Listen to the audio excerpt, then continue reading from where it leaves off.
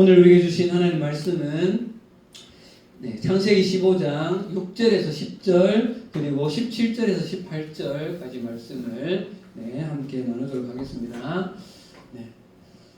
우리 태윤 형제는 이쪽으로 좀 넘어오면 좋을 것 같아요. 지금 이쪽으로 다 쏠릴 것 같아요. 지금.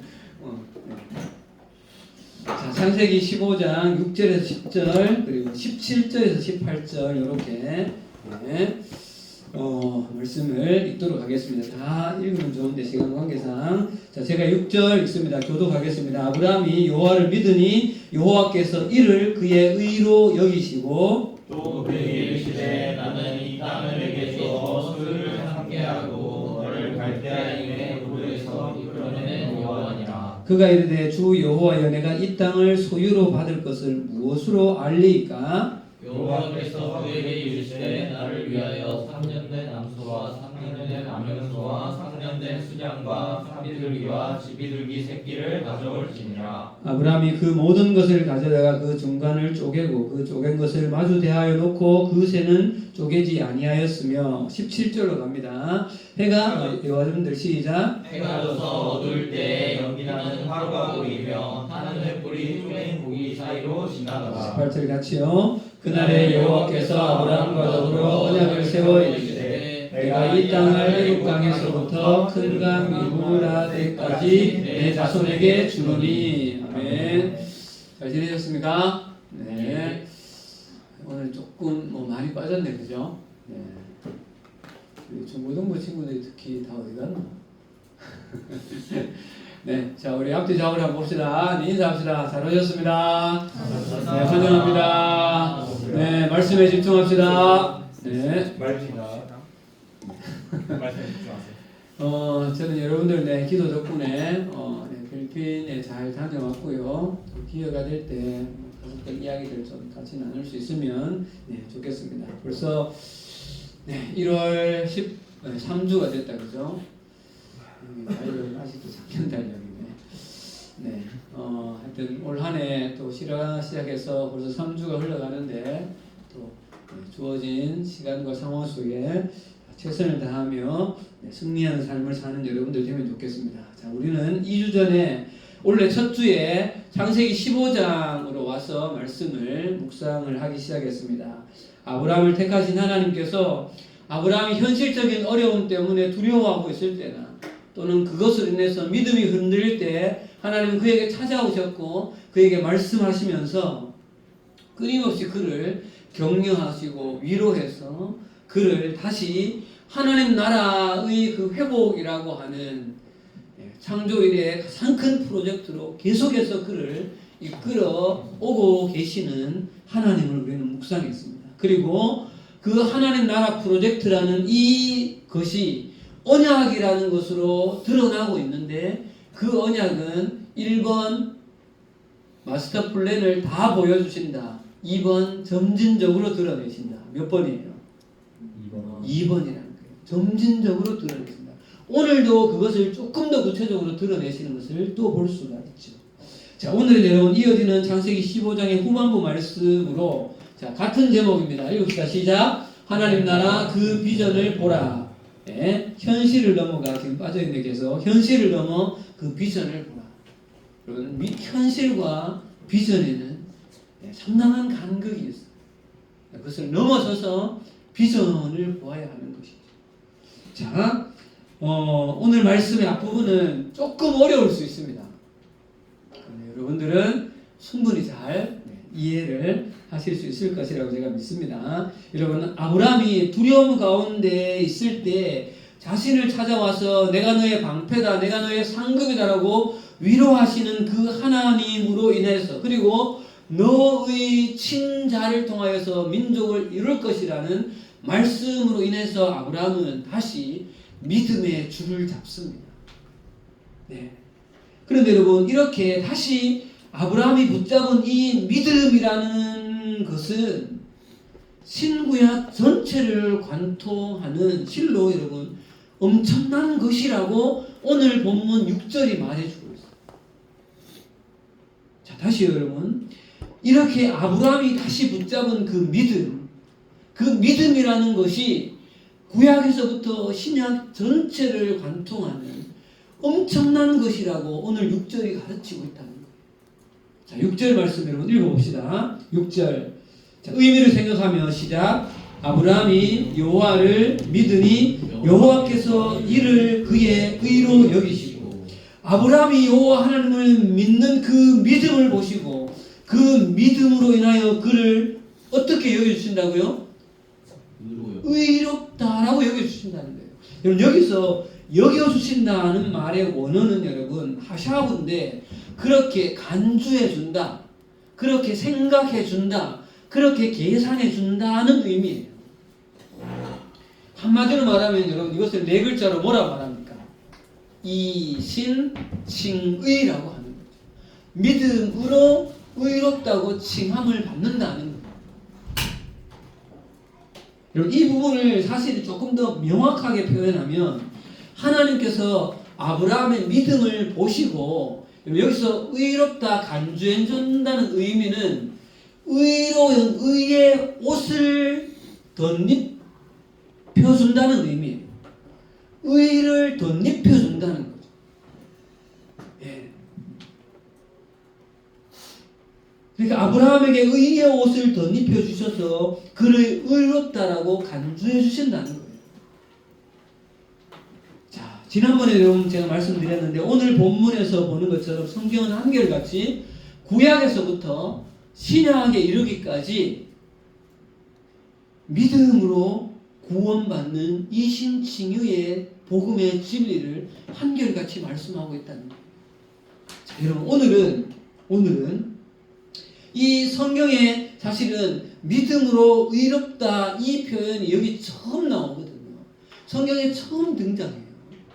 그런데 이 믿음으로 의롭게 되는 이 이신칭의의 복음의 진리를 우리가 마주하면서, 우리의 신앙의 가장 밑바탕이잖아요. 이게 믿음으로 의롭다함을 받는다.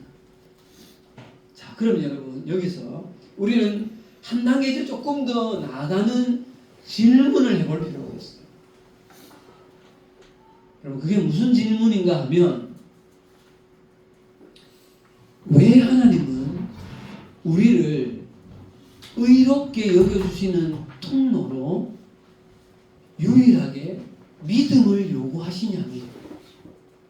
왜 다른 것이 아닌 믿음이라는 방법으로 우리를 의롭다라고 칭해 주시냐. 여러분 이것은 흔히 우리가 쓰는 말로 바꾸면, 여러분 우리는 어떻게 구원을 받습니까? 하나님을 믿어야 구원받는다. 예수님을 믿어야 구원받는다. 그런데 여러분 왜 믿어야 구원을 받죠? 왜 다른 것이 아닌 하나님이 유일하게 우리한테 요구하시는 것이 왜 믿음이라는 거냐는 거예요. 자, 이런 생각을 한번 해본 적이 있다 없다? 있다. 있어요? 혹시 답을 찾았어요? 있어요? 예. 네, 답을 찾았어요? 나름대로. 저는 그 행위랑 비교해서 행위로 구원을 받으면 자랑하게 되니까. 네, 행위를 에베소서 2장 8절 9절에 나오는 것처럼 네, 행위가 아니라, 왜냐면 이런 뭐 자랑하지 못할지는 그 말씀에 근거한 거다, 그죠? 네, 맞습니다. 그렇게도 생각할 수 있죠. 또 혹시 자, 그럼 여러분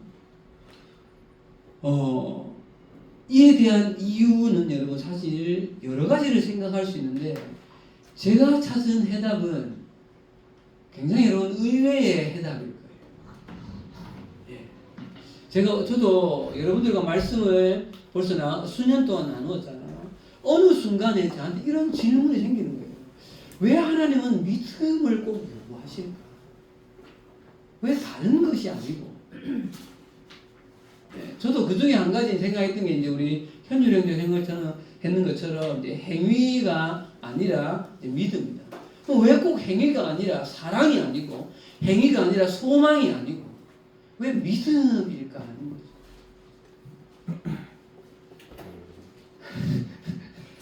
예. 대현이 뭐 할 말 있는 것 같아요.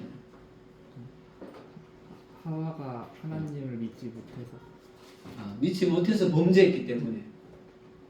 네. 그렇게 생각할 수도 있죠. 네. 제가 찾은 해답은 여러분, 2024년도에 제가 읽었던 이 책에서 해답을 저는 힌트를 얻은 거예요. 이 책은 홍세기 선교사님이 쓴 아프리카에서 부르는 바람의 노래라는 책이에요. 홍세기 선교사님이 쿠미대학 총장 사역을 교육 사역을 하시면서 썼던 이 책을 읽으면서 이 책의 한 구절이 제가 아차 이거구나 하는 인사이트가 오는 거예요. 그때가 뭐였는가 하면 병원에서 제 아내가 뭔가 이렇게 수술하러 들어가는 수술을 들여다보내고 저는 그 밖에서 이 책을 읽다가 이거구나라고 찾은 거예요. 그걸 제가 읽어드릴게요. 한 구절을.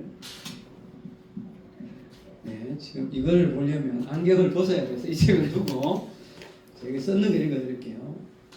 학생들이 내 이야기에 동의하는 듯 신나게 박수를 쳤다. 나는 사람들이 청량하지 못하는 것을 알고 도덕적이기 어렵다는 것도 안다. 그러나 믿어주는 것 외에 그들이 변화될 다른 방법이 없다. 기대하지 않은 일이 반복적으로 일어나더라도 믿고 기대하며 인격적인 관계를 유지하는 것 외에 다른 방법이 없지 않은가. 앞이 보이지 않아도 믿음으로 항해하는 이 믿음의 추측 항법이 나는 학생들에게도 효과가 있다고 믿는다. 이게 어떤 상황에서 썼는가 하면 쿠미대학이라는 대학에 새로운 어떤 물건들을 갖다 놓고 저는 이제 책걸상도 갖다 놓고 기자재도 갖다 놓고 하면 이게 자꾸 없어지는 거예요. 왜요? 가난하니까 필요할 때 가져가는 거예요. 그러니까 그 학교가 어떻게 했는가 하면 책상을 쇠사슬로 묶어 놓아요. 네. 그리고 잠궈 놓는 거지. 왜? 못 가져가게 하려고. 묶어가지고 어디 기둥 같은 데 묶어 놓는 거예요. 그거를 자르지 않으면 못 들고 가죠. 근데 이 선교사님은 어떻게 했는가 하면 그거 다 풀자 우리. 그리고 이것을 가져가는 것은 하나님 앞에서도 도덕적으로도 선하지 않다. 그렇지 않으면 좋겠다. 나는 여러분들이 그러지 않기를 바라고 그렇지 않을 줄 여러분들은 믿는다. 그러면서 하는 이야기 뭐예요? 나는 안다. 기대하지 않은 일이 반복적으로 일어날지라도 인격적으로 그들을 믿고 기다리는 것 외에는 방법이 없지 않는가. 여러분 이거를 쇠사슬로 묶어 놓는 것과 풀어놓으면서도 가져가지 않게 하는 것에는 큰 차이가 있죠. 자, 그럼 여러분 저는 여기서 왜 하나님께서 우리를 구원하시기 위해 오직 믿음을 요구하실까의 힌트를 제가 찾은 힌트는 굉장히 역설적이게도 하나님께서 당신이 창조하신 사람을 믿으시기 때문에. 이게 무슨 소린가? 우리는 보통 사람은 믿으라요, 믿지 말아요. 사람은 믿을 대상이 아니다라고 얘기하는데, 자, 한번 봅시다, 여러분. 하나님께서 사람을 창조하신 이후에 사람을 향하여 가지신 기본적인 시선은 나는 너를 믿는다라는 시선이었어요. 하나님께서 당신께서 창조하신 사람을 대하는 방법은 다른 것이 아닌 믿음으로 인격적인 관계를 시작하셨다는 거죠. 인격적인 관계에는 믿음이 전제가 되어져 있었다는 거예요. 그것을 어떻게 알 수 있습니까? 자, 여러분 이렇게 말씀드려볼게요. 여러분 이 온 우주 만물을 창조하시고 하나님이 직접 다스릴 수도 있었어요. 그런데 이 온 우주 만물을 누구에게 다스리라고 위임해 줬습니까? 사람에게. 자, 그럼 여러분 봅시다. 사람에게 이것을 위임해 줬다는 말은 이 일을 아담과 하와가 잘 수행할 수 있다는 기본적인 뭐가 있어야 맡길 수 있나요? 믿음이 있어야 맡길 수 있죠. 믿음이 없다면 맡길 수 없는 일이죠. 왜요? 이 엄청난 일인데 당신의 전심을 다해서 창조한 이 우주 만물을 당신을 대신해서 맡기고 있는데 사람을 믿지 못한다면 어떻게 과연 맡길 수 있을까? 이처럼 창조주 하나님은 당신의 형상과 모양으로 창조하신 사람을 향하여 기본적으로 믿음을 가지셨고 믿음으로 사람과 인격적인 관계를 태초에 시작하셨던 것이죠. 여러분 이것이 하나님과 사람 사이의 기본적인 관계였어요. 사람도 하나님을 믿고 하나님도 사람을 믿으셨다는 것이죠. 자, 그럼 여러분 조금 전에 홍세기 선교사님 쓰는 이 책에서 선교사님이 아프리카의 그 청년들을 대학생들을 뭐 해주신다고 했어요? 믿어주신다고 하죠. 그리고 또 하나님께서 사람을 향한 대전제가 믿음을 가지고 계셨다는 이 배경을 가지고 한 단계 한 단계 좀 생각해 봅시다. 여러분 왜 하나님이 사람을 향하여서 믿음을 보시고 의롭다라고 옷 입혀주시는가? 첫 번째 단계입니다. 여러분 비록 사람이 죄로 타락해서 거듭거듭 죄에 넘어지고 또 넘어질 것을 하나님은 아시죠. 당연히 아시지만 그럼에도 불구하고 태초에 우리를 향하여서 가지셨던 그 믿음의 눈을 계속해서 유지하시면서 우리를 보시고 있다는 사실. 왜 그런가 하면 그것만이 하나님을 닮아서 인격적인 존재인 우리가 그 인격을 가지고 전적으로 하나님과의 관계 속에서 그 인격적인 관계를 회복하기 위한 가장 강력한 통로는 창조주가 피조물을 계속하여서 믿는 그 믿음의 방법이 가장 강력한 힘이기 때문에 그렇죠. 여러분 이런 경우를 우리는 종종 보잖아요. 한 감독이 한 선수가 지금 잘못하고 있어. 그러나 바로 자르지 않고 네가 언젠가는 해낼 것이라고 뭐 해주는 거예요? 믿어주는 것이죠. 담임교사가 한 아이 어려운 불량 일을 하는 그 학생을 끊임없이 믿어줄 때 그 믿음이 그 아이를 그 선수를 바꾸어내는 것이죠. 여러분 의미 있는 한 타자가 다른 인격체로부터 강력한 믿음의 지지를 받을 때 놀라운 변화가 일어나는 것이죠. 그럼 믿음이 가장 강력한 파워입니다. 두 번째 단계입니다. 그렇다면 하나님께서 우리를 향하여서 가지신 기본적인 입장이 이런 믿음을 가지고 나오신다면 여러분 우리를 끊임없이 믿음의 눈으로 바라보시는 하나님과 인격적인 관계를 회복하고 다시 하나님과 관계를 맺으려면 우리가 기본적으로 사람 된 우리가 하나님 앞에 나아갈 때 우리의 가장 기본적인 입장이 어떤 태도로 나가야만 그 인격적인 관계가 회복되어질까요? 그게 뭐예요? 믿음인 거죠. 나를 상대하는 상대가 나에게 마음의 문을 열고 믿음으로 다가올 때 나도 마음의 문을 열고 믿음으로 나아갈 때 인격적인 관계가 형성되어지는 것은 당연한 이야기입니다. 여러분 그것이 하나님과의 인격적인 관계를 맺는 가장 기본적이고 유일한 방법인 것이죠. 자 여러분 다시 한번 첫 질문으로 돌아가서 왜 우리는 예수를 믿어서 구원받고 예수를 믿음으로 의롭다고 옷을 입는 이 이신칭의가 왜 우리 기독교 신앙의 대전제인가?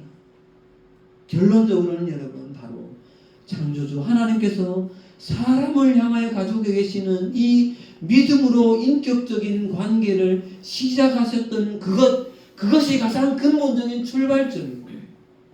우리를 믿어주시는 하나님과 인격적인 관계를 다시 회복하기 위해서 우리가 가져야 될 가장 기본적인 입장 태도는 역시 믿음일 수밖에 없다는 것. 여러분 이 놀라운 기독교의 복음의 진리를 우리는 잘 이해해야 하는 것이죠. 그렇게 믿음으로 나오는 우리에게 우리의 죄를 보지 않고 의롭다라고 의의 옷을 우리에게 덧입혀 주신다는 것이죠. 이것이 이신칭의의 그루고 있는 진리라는 거예요. 자, 그러면 여러분 여기서 한 단계 더 나가 볼게요. 하나님이 사람을 믿는다라고 말하는 것을 조금 더 파고 들어가면 어떤 결론에 도달하는가 하면, 그럼 물어봅시다. 여러분, 사람을 하나님이 왜 믿으신가요? 창세기 1장에서 여러분 힌트를 얻어보세요. 사람은 무엇으로 창조되었죠? 하나님의 형상과 모양이죠. 거기에 하나님의 뭐를 부여하셨어요? 생명을 부여하셨죠. 자, 잘 보세요.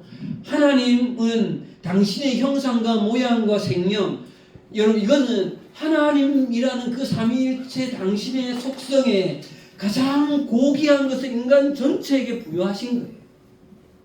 그렇다면 여러분, 그렇게 인간에게 당신이 가지신 그 가장 고귀한 가장 엑기스를 부여하셨다면, 그런 하나님을, 그런 사람을 하나님이 믿는다고 하면, 결국은 여러분, 하나님이 사람을 믿는다는 것은 사람을 믿는 것이 아니라 그렇게 하나님께서 사람을 창조하신 하나님 스스로를 믿고 있다는 거예요. 무슨 말인지 이해되세요? 하나님 당신께서 나의 전부를 사람에게 투영했기 때문에 그렇게 만드신 하나님 스스로를 하나님은 믿고 계시다는 거예요. 그럼 이게 이해가 되시나요?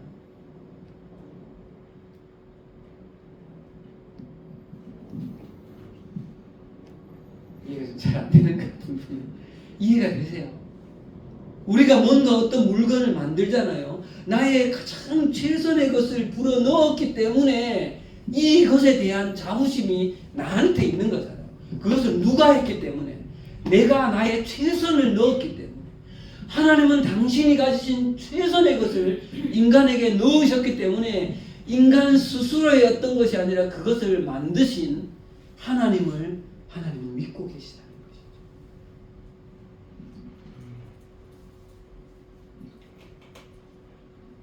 여러분, 여기까지 묵상을 정리하면서 6절 말씀을 여러분 다시 한번 읽어봅시다. 6절 말씀 다시요. 시작. 아브라함이 여호와를 믿으니 여호와께서 그의 일을 그의 의로 여기시고. 여러분, 아브라함이 하나님을 향하여서 믿음을 가질 때 이것이 창조 당시에 하나님과 사람 사이의 가장 기본적인 인격적인 믿음의 관계라는 이 창조 질서대로 돌아간 것인 거죠. 창조의 질서대로 돌아갔다는 거예요. 그 모습이 가장 선한 모습이라는 거죠. 그것이 가장 의의 모습이라는 거예요. 하나님은 이렇게 자신을 향하여 믿음을 가지고 나오는 사람에게, 그가 비록 죄인이지만 그에게 의의 옷을 덧입혀 주시면서 의롭다라고 간주해 주시는 것이죠. 왜요? 이것이 창세기 1장에서의 모습이기 때문에. 여러분, 이것이 복음이고 이것이 구원인 것이죠. 그래서 여러분, 하나님께서는 끊임없이 신구약 전체를 통해서 줄기차게 하나님을 향하여서 이 믿음을 가질 것을, 원래 창조 당시의 관계로 돌아올 것을 요구하고 계시는 거죠. 예? 왜요? 하나님은 여전히 우리를 믿고 계시니까. 우리가 비록 죄인이지만 우리 속에 투영해 두신 형상과 모양, 영, 생명을 하나님 믿으시는 것이죠. 자, 그런데 여러분, 이 부분은 이 구원의 차원을 넘어서 비전에서도 가장 핵심이 되어진다는 사실이에요. 자, 이제 말씀의 후반부로 한번 넘어가 보겠습니다. 하나님은 언약에 대해 믿음이 흔들리는 아브라함에게 한 가지 더 약속 언약에 대해서 믿음을 가지라고 이렇게 말씀하시죠. 7절로 갑니다. 7절. 자, 7절 읽겠습니다. 시작. 또 그에게 이르시되 나는 이 땅을 내게 주어 소유로 삼게 하려고 너를 갈대아인의 우르에서 이끌어낸 여호와니라. 여러분, 1절에서 5절을 눈으로 다시 한번 보세요. 그때 친자를 통해서 큰 민족을 이루겠다는 그 언약에 대한 말씀을 하시면서 믿음을 확인해 주시죠. 그리고 이번에는 창세기 12장에서 자녀뿐만 아니라 땅에 대한 언약을 하셨잖아요. 이 부분을 하나님은 짚으시는 거예요. 그런데 이 7절에 보면 땅을 너에게 주게 하려고 너를 불러낸 누구다? 여호와다라고 하나님 당신의 이름을 걸고 있다는 사실. 그런데 여러분, 이렇게 하나님은 당신의 이름을 걸면서까지 아브라함에게 이 땅을 내가 줄 것이다라고 말하는데 8절 가보세요. 8절 읽읍시다. 8절 시작. 그가 이르되 주 여호와여 내가 이 땅을 소유로 받을 것을 무엇으로 알릴까? 자, 여러분, 이 아브라함의 반응이 좋은 반응입니까? 안 좋은 반응입니까? 어떤 뉘앙스예요? 알 수 없다. 좋은 반응 같다. 안 좋은 반응 같다. 네, 안 좋은 쪽이 조금 더 뉘앙스가 있는 건 사실이에요. 자, 그런데 여러분 보세요. 이 말은 만약에 안 좋은 쪽이다라고 치닫는다면 이렇게도 해석할 수 있어요. 하나님, 당신이 지금 주시겠다는 이 땅을 주시려면 나한테 내 손에 잡는 뭔가 좀 증거를 좀 주세요, 제발. 내가 믿을 수 있도록. 이렇게 말하는 거예요. 자, 그러면 한번 이제 후반부를 여러분 묻는 핵심적인 질문을 또 한번 드려볼게요. 그럼 지금 하나님께서 자신의 이름을 걸고 아브라함에게 이 땅을 주실 것이라는 이 언약, 이 비전이 진짜 이루어질 것을 그럼 무엇으로 알 수 있습니까? 뭘 통해서 알아야 됩니까? 믿음. 뭐예요? 믿음이죠. 믿음으로 알아야 돼요. 제가 자주 말씀드렸던 여러분, 히브리서 11장 3절 믿음으로 모든 세계가 하나님의 말씀으로 지어진 줄 아나니. 여러분, 믿음으로 아는 거예요. 여러분, 하나님께서 아브라함에게 이 땅을 주시겠다는 이 사실에 대한 가장 확실한 강력한 근거는 바로 하나님께서 이 땅을 주시겠다는 그 말씀을 믿는 믿음이 있으면 아는 거예요. 하나님에 대한 믿음이 있다면 그분의 말씀을 믿을 수 있는 것이죠.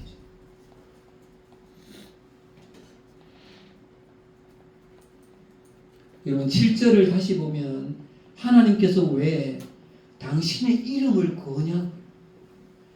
나는 이 땅을 너에게 주려고 갈대아 우르에서 부른 하나님이다. 내 하나님의 이름을 걸고 내가 이 땅을 너에게 주겠다라는 말씀을 하고 계신데 지금 아브라함은 그 말씀을 하시는 하나님에 대한 믿음이 또 흔들리고 있다는 거죠. 여러분 16장으로 잠깐 가보세요. 16장에 가면 결국 이 하나님의 약속, 친자에 대한 약속을 믿지 못하고 아내 사레가 첩을 주잖아요. 그래서 결국은 누구를 낳게 돼요? 이스마엘을 낳게 되잖아요. 여러분, 친자에 대한 약속을 조금 전에 받았잖아요. 그러면 적어도 아내가 사레가 이 이야기를 했을 때 아브라함의 믿음의 태도는 어때야 돼요? 받아야 돼요? 거절해야 돼요? 거절해야죠. 자, 그 다음에 여러분 17절도 또 가보세요. 17장, 미안해요. 17장에 99세가 되어져 있었을 때 그럼 17절, 18절로 가보세요. 17장, 17절, 18절 읽읍시다. 시작. 아브라함이 엎드려 웃으며 마음속으로 이르되 100세 된 사람이 어찌 자식을 낳을까? 사라는 90세가 어찌 출산하려 하고 아브라함이 이에 하나님께 아뢰되 이스마엘이나 하나님 앞에서 살기를 원합니다. 여러분, 아브라함을 우리는 뭐의 조상이라고 하죠? 믿음의 조상이라고 해요. 그런데 지금 이때 여러분 그냥 이스마엘이나 살았으면 좋겠습니다. 여러분, 믿음의 조상이라고 부르는 아브라함도 흔들리는 믿음의 여정 속에서 성장하고 있다는 사실을 여러분 기억하십시오. 우리도 충분히 믿음이 흔들릴 수 있어요. 그게 여러분 이상한 게 아니라는 거예요. 지난번에 말씀드렸죠. 믿음은 뭐예요, 여러분? 다시 하나님께로 방향을 돌이켜내는 힘이 믿음인 거예요. 수없이의 아브라함도 하나님의 말씀으로 돌이키고 또 돌이키죠. 여러분, 믿음이 흔들리는 건 이것을 이상히 여기지 마십시오. 돌이키면 되는 거예요. 자, 그런데 여러분, 다시 여러분 15장으로 돌아오시고 이렇게 믿음이 부족한 아브라함을 향해서 하나님이 어떻게 시청각 교육을 또 행하시는가? 9절입니다. 15장 9절 말씀 읽겠습니다. 시작. 여호와께서 그에게 이르시되 나를 위하여 3년 된 암소와 3년 된 암염소와 3년 된 숫양과 산비둘기와 집비둘기 새끼를 가져올지니라. 아브라함은 하나님이 이 말씀이 무슨 말인지 금방 깨달았어요. 왜? 그 당시에 사회적인 통속이 있기 때문에. 10절 읽겠습니다. 시작. 아브라함이 그 모든 것을 가져다가 그 중간을 쪼개고 그 쪼갠 것을 마주대하여 놓고 그 새는 쪼개지 아니하였으며. 당시에 무엇인가 중요한 약속을 하고 계약을 할 때 이 계약적인 의식을 하기 위한 하나님께서 준비하는 것을 알고 준비를 해 주시는 거예요. 이런 왜 이렇게 이 일을 행하실까요? 누구의 눈높이에 맞추는 거예요? 아브라함의 눈높이에 맞춰 주시는 거예요. 때로는 이렇게 하나님은 우리의 눈높이까지 맞춰 주시는 거죠. 그리고 의식을 준행합니다. 17절 말씀에 보면 해가 져서 어두울 때에 연기 나는 화로가 보이며 타는 횃불이 쪼갠 고기 사이로 지나더라. 그런데 여러분, 이 17절 이 말씀은 이 당시의 계약의식을 행하는 그 일반적인 방법과는 다르게 하나님께서 특이한 방법을 사용하신다는 거예요. 뭐가 이상합니까, 여기에서? 최근에 우리 일용할 양식을 잘 묵상한 친구들은 알 수 있습니다. 뭐가 이상해요, 여기서? 뭐가 이상해요? 쪼갠 고기 사이로 타는 횃불이 지나갑니다. 누구는 안 지나갔어요? 아브라함은 여기를 안 지나간다는 사실. 하나님만 그 사이를 지나가요. 여러분, 이것이 무슨 의미인가 하면 당신은 일반적으로 고기를 쪼개놓은 다음에 그 사이로 계약을 맺는 두 당사자가 다 지나가요. 왜요? 계약을 어기면 어떻게 된다? 이 고기처럼 너도 쪼개진다. 죽음을 담보로 하고 있다는 거예요. 여러분, 그래서 당시에 이 쪼개진 동물 사이로 지나가는 계약을 맺는 두 당사자는 그만큼 엄중한 생과 사를 건 약속을 한 것이고, 이것을 지키지 못했을 때는 죽음이라는 그 자기 저주의 맹세 속으로 들어가는 행위가 바로 이 계약의 행위라는 거예요. 예. 그런데 놀랍게도 하나님은 이 계약의 자기 저주의 자리로 하나님 당신 혼자서 들어가신다는 사실. 성경 어디에도 아브라함이 이 사이를 지나갔다는 기록은 없어요. 여러분, 이게 무엇을 말할까요? 이것은 여러분, 지금 아브라함을 불러서 그와 하시고 있는 이 언약, 너의 친자를 통해서 후손을 이루고 큰 민족을 이루게 하겠다. 이 땅에서 너가 큰 나라를 만들어 주겠다. 그리고 너희 나라를 통해서 온 민족과 열방 속에 복을 허락하겠다라는 이 하나님 나라의 이 회복 프로젝트의 이 언약을 철저히 누구의 주권으로, 하나님 당신의 주권으로 이루어 가실 것이라는 그 의미가 담겨져 있다는 것이죠. 온 세상의 창조주 퀴리오스 대신 하나님께서 이 당신 언약에 주권을 가지고 있다는 것의 예표가 바로 이 사건이라는 거예요. 여러분, 이것에 대하여서 제가 2학기 때 배웠던 이 신학, 언약 신학에 대한 어떤 대신학자가 이렇게 여러분 기록합니다. 넘겨주세요. 자, 팔머 로버슨이라는 사람이 이 책에서 이 부분을 이렇게 기록해요. 읽읍시다. 시작. 예상외로 아브라함은 계약의 자기 저주를 나타내는 쪼개진 시체 사이를 지나가지 않는다. 언약의 하나님은 그 족이 자기 저주의 생사를 감당하도록 요구하시지 않는다. 하나님 자신이 이 조각 사이를 지난다. 하나님은 계약의 모든 약속이 실현되어야 할 모든 책임을 자신이 떠맡으신다. 쪼개진 시체 사이를 자신이 지남으로써 언약 관계가 오직 하나님의 주권적인 은혜로 이루어질 것이다. 여러분, 그래서 이 아브라함의 이 횃불 언약은 은혜의 언약입니다. 행위의 언약이 아니라는 거죠.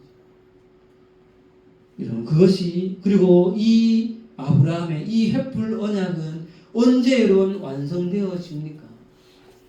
실제로 아브라함은 그 사이를 지나가지 않았지만 아브라함의 후손, 실제로 이스라엘 나라가 이루어졌을 때 이스라엘은 하나님 앞에 신실함을 유지했나요? 그러하지 못했죠. 누가 죽어야 돼요? 이스라엘 모든 사람이 다 죽었었어요. 그러나 신약에 와서 예수 그리스도께서 이 땅 가운데 오셔서 아브라함의 후손이 신실하지 못하여서 그들이 죽어야만 하는 그 죄의 대가를 예수 그리스도는 십자가에서 당신의 몸을 찢으시는 것으로, 피 흘리시는 것으로 대신하여서 이 아브라함의 언약을 성취하시는 것이죠. 그리고 우리에게 뭐를 말씀하시는가? 여러분, 마태복음으로 잠깐 갑시다. 마태복음 26장입니다. 이것은 오늘날 우리와도 여러분 연관이 있습니다. 마태복음 26장 26절에서 28절 같이 읽겠습니다. 마태복음 26장 26절에서 28절 시작. 그들이 먹을 때에 예수께서 떡을 가지시고 축복하시고 떼어 제자들에게 주시며 이르시되 받아 먹으라, 이것은 내 몸이니라 하시고 또 잔을 가지고 감사기도 하시고 그들에게 주시며 이르시되 너희가 다 이것을 마시라, 이것은 죄 사함을 얻게 하려고 많은 사람을 위하여 흘리는 바 나의 피 곧 언약의 피라. 그리고 영원히 이것을 기념하라고 하셔서 우리는 오늘날에도 지금까지 앞으로도 계속해서 교회가 존재하는 한 성찬 의식을 행하는 것이죠.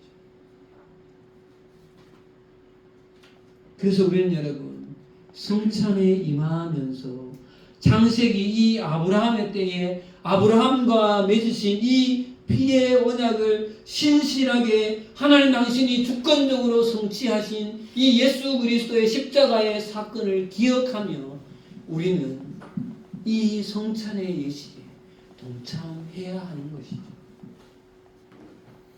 그래서 여러분, 오늘 우리가 보고 있는 이 아브라함 언약은 신약의 그리스도의 십자가의 대속을 예표하는 은혜의 언약이라고 볼 수 있는 것입니다. 자, 여러분, 다시 오늘 본문으로 들어오면서 이제 말씀을 정리해 봅시다. 여러분, 이렇게 하나님께서는 아브라함의 그 함께 그 피의 언약을 맺으시는 이 신천막 행위를 하시면서 하나님께서 지난번에 말씀드렸던 대로 언약에 대해서 한 단계 더 구체적으로 나가시는 표현을 하세요. 오늘 읽지는 않았지만 15장 13, 14절로 가봅시다. 여러분. 창세기 15장 13, 14절 조금 더 실제적인 사건에 대한 말씀을 하십니다. 13절 시작. 여호와께서 아브라함에게 이르시되 너는 반드시 알라, 내 자손이 이방에서 객이 되어 그들을 섬기겠고 그들이 400년 동안 내 자손을 괴롭히리니 그들이 섬기는 나라를 내가 징벌할지며 그 후에 내 자손이 큰 재물을 이끌고 나오리라. 무슨 사건이에요? 애굽에서 430년의 그 노예 생활과 모세를 통한 그 출애굽의 역사를 이미 이 아브라함의 때에 하나님은 드러내고 계시다는 사실이에요. 언약의 점진성, 조금씩 더 구체적으로, 더 점진적으로 하나님은 당신 하나님 나라 회복의 프로젝트의 이 비전을 구체적으로 보여주시는 것이죠. 그리고는 마지막에 18절에 애굽 강에서부터 큰 강 유브라데까지 이 땅을 내가 내 이름을 걸고 너에게 주겠다라고 다시 한번 이 언약을 확실하게 알려주고 있는 것이죠. 그러면서 다시 하나님께서 여러분 아브라함에게 요구하시는 것은 또 뭘까요, 여러분? 이 언약의 관계로 초대하면서 아브라함에게 요구하시는 것은 유일하게 동일하게 뭐예요, 여러분? 믿음의 관계로 다시금 초대하고 있다는 사실이에요. 여러분, 재미있는 것은 보세요. 재미있는 것은 지금 이 쪼개놓고 그 사이로 지나가는 이 일이 있을 때나 그 전에 이 땅을 주겠다라고 할 때나 결국 아브라함에게 필요한 것은 뭐예요? 둘 다 똑같아요. 믿음을 가지라는 거예요. 말씀을 하셨을 때나 이거를 쪼개놓고 하나님께서 당신이 진행하신 이런 시청각 행동을 하실 때나 동일하게 우리에게 아브라함에게 요구하시는 것은 믿음을 가지라는 거예요.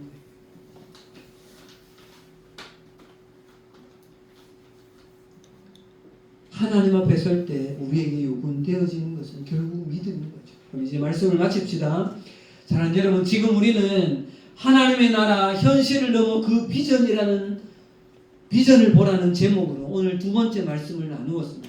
지금 하나님께서는 아브라함에게 환상 가운데 하나님이 시작하신 이 하나님 나라의 내러티브를 회복하려는 이 자리로 아브라함을 계속해서 초청하시는데 그에게 유일하게 요구하고 있는 것은 다른 것이 아니라 뭐예요? 믿음을 요구하고 있다. 믿음. 여러분, 그런데 이 사실은 2026년 지금을 살아가고 있는 우리에게도 여러분 동일하다는 것이죠. 여러분, 나를 향하신 신실하신 하나님의 그 비전을 깨닫는 것도 여러분 믿음을 통해서 가능한 것이고, 깨달은 그 하나님이 비전을 내 삶에서 이루어가는 것도 믿음을 통하여서 가능하신 것이랍니다. 여러분, 믿음이 기독교 신앙의 처음이고 끝인 거예요. 믿음으로 구원받은 것이고 믿음으로 나의 삶을 향하신 하나님의 그 비전을 발견하고 성취해가는 그 모든 것의 전제는 믿음이라는 거죠. 그런데 참 어려운 것이 믿음. 현실의 상황을 보면 믿음을 가지는 것이 그렇게 어려워요. 그러니까 지금 아브라함에게도 계속해서 나타나요. 나중에 여러분 우리가 계속 보겠지만 하나님은 끊임없이 아브라함에게 나타나서 너의 믿음을 보이라고요. 그리고 17장에 가면 뭐라고까지 말씀하는가 하면 나 앞에서 네가 좀 완전하면 좋겠다. 그 믿음에서. 그렇게까지 요구하세요. 이번 올 2026년도 겨울 수련회에 여러분 키워드를 비전으로 우리는 잡고 있습니다. 여러분, 믿음이 어떻게 생깁니까? 믿음은 그리스도 하나님의 말씀을 듣는 것에서 생깁니다. 오늘 지금 아브라함도 믿음이 조금 생겨서 그걸 어렵다고 말씀하신 그 조금 생긴 믿음은 어디에서 온 거예요? 하나님의 말씀을 들었을 때 생깁니다.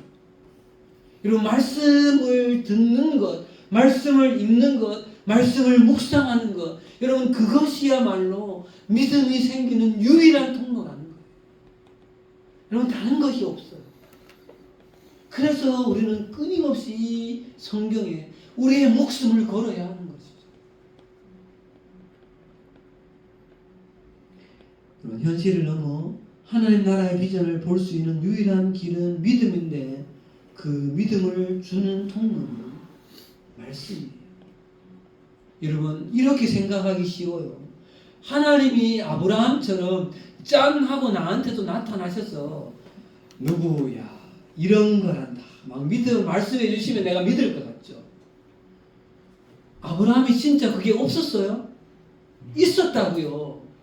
근데 아브라함은 현실에서 믿음이 흔들린다고요. 하나님이 나한테 직접 지금 나타나서 짠 예찬아 하고 나타났어요.